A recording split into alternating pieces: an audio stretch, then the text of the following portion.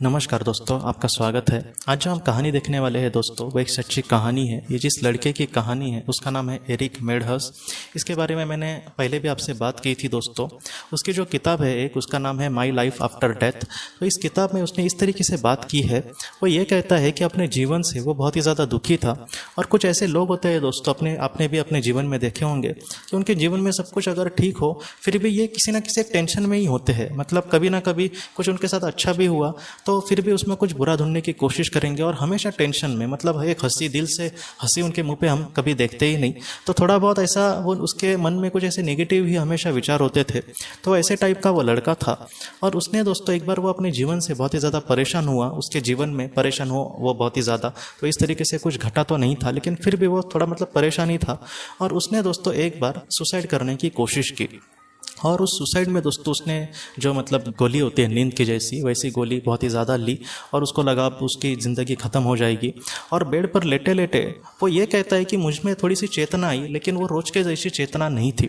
रोज़ के जैसी चेतना मतलब जिस तरीके से हम सोकर उठते हैं तो उस तरीके से हम जब महसूस करते हैं जैसे अनुभव उस वक्त हमें मिलता है, तो उसको थोड़ा सा अलग अनुभव वहाँ पर हो रहा था। और वो ये कहता है कि उसने अपने दादी को और उसके चाचा को वहाँ पर देखा। ये दोनों, उसके दादी और उसके चाचा, फिलहाल इस दुनिया में नहीं है दोस्तों। और उसने ये कहा कि वो सिर्फ उसने उनको देखा नहीं बल्कि उनके चेहरे पर कहीं ना कहीं इसको लेकर बहुत ही ज़्यादा फिक्र थी। और जिस तरीके से अगर मतलब कोई अगर बीमार है तो उसके जो एकदम करीबी लोग हैं वो उसके मतलब दोनों साइड पे खड़े होंगे, उसको दिलासा देने की कोशिश करेंगे, उसको संभालने की कोशिश करेंगे। तो इस तरीके से ये जो एरिक है उसके दोनों तरफ उसके हाथ को पकड़े हुए उसकी दादी और उसके चाचा थे। और वो ये कहता है कि उनको देखकर उसको बहुत ही ज़्यादा मतलब भावुक वो पल थे और उनको बार बार यही लग रहा था कि ये अपने जीवन में ऐसा कुछ मतलब कदम ना उठाए, इसको संभालने की ज़रूरत है। और ये कुछ पल दोस्तों चला और वो ये कहता है कि मुझे बहुत ही अच्छा लग रहा था उस पल में। ऐसा नहीं कि मैं बहुत ही ज़्यादा घबराया था, मुझे उल्टा अच्छा लग रहा था उन दोनों को देखकर। उनके साथ डायरेक्टली उसकी बात तो नहीं हुई लेकिन उनके चेहरे पर इसको लेकर बहुत ही ज़्यादा फिक्र जो थी वो उसको वहाँ पर दिख रही थी।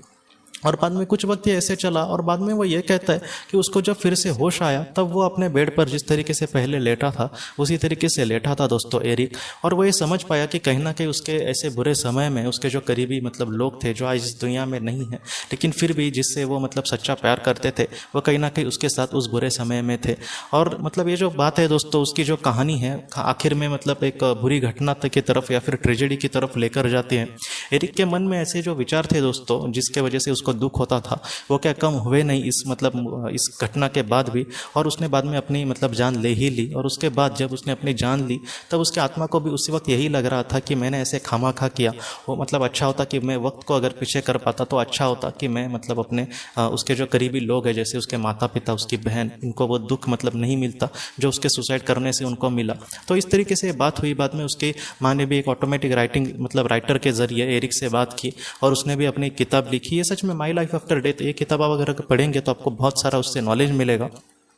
तो ये जो एरिक की बात है दोस्तों, कहानी है, कहीं ना कहीं हमें यही सिखाती है कि हमारे जीवन में अच्छे और बुरे समय में हमारे जो करीबी लोग हैं अगर वो पृथ्वी पर भी समझो नहीं है हमारे साथ, फिर भी हमें चिंता करने की ज़रूरत नहीं है।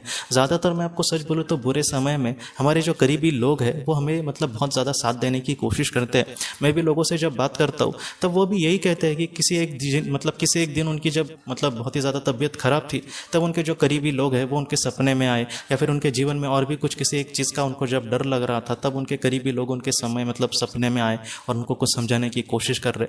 तो इस तरीके से मतलब एरिक की कहानी से मुझे यही लगता है, और लोगों के जिस तरीके से लोग अपने अनुभव कहते हैं, तो बुरे समय में हमारे जो अपने हैं वो हमें बहुत कुछ मतलब दिलासा देने की कोशिश करते हैं, हमें संभालने की कोशिश करते हैं। हाँ, उनकी भी बहुत ज़्यादा मर्यादाएं है, इसलिए बहुत कुछ वो कर नहीं सकते, लेकिन फिर भी अपने हिसाब से वो अपना 100% हमें देने की कोशिश करते हैं।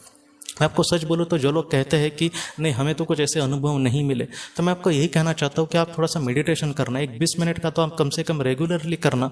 और धीरे धीरे हमारा अगर मतलब अर्ध जागृत जो मन है वो अगर धीरे धीरे जागृत हुआ तो इस बातों को आप बहुत ही अच्छे से समझ पाओगे। तो ऐसी मतलब जो बातें हैं कहीं ना कहीं हमें यही सिखाते हैं। जैसे उसके मतलब जो करीबी आत्मा है, उसके चाचा और उसकी दादी, वो बुरे समय में उसका हाथ पकड़ कर खड़े थे। मतलब उनको कितनी फिक्र थी इसकी, उसको यही लग रहा था कि ये बहुत ही अच्छे से कर्म करे, उसका उद्देश्य पूरा करे।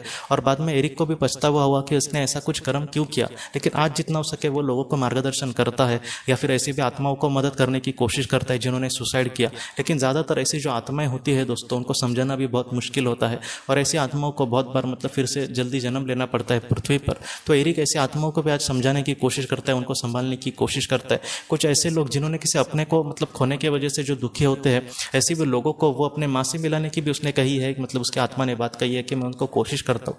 तो ऐसी बातें हैं दोस्तों, वो हमें यही सिखाती है कि इस दुनिया से परे भी एक कोई दुनिया है और वहाँ पर कहीं ना कहीं एक सच्चा प्यार जो है वही सबसे बड़ी बात है। वहाँ पर पैसे या फिर प्रेस्टीज इसको महत्व नहीं है। वहाँ पर दिल से जो अच्छा है इंसान, उस वही मतलब कहीं ना कहीं अमीर वहाँ पर लगेगा।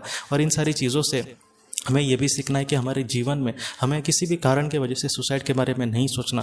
जितना हो सके अच्छे कर्म करके हमें आगे बढ़ना है। आत्मा हमारे सामने मतलब जो भी चीज़ें लाएगी वो हो सकता है कि उसके लिए बहुत ही ज़्यादा महत्वपूर्ण हो। आज हमें ये सारी चीज़ें पता नहीं, लेकिन ये सारी चीज़ें कल हमें बहुत ही अच्छे से पता चलेंगी। इसलिए अच्छा कर्म करके अपने जीवन में दोस्तों हमें आगे बढ़ना होगा।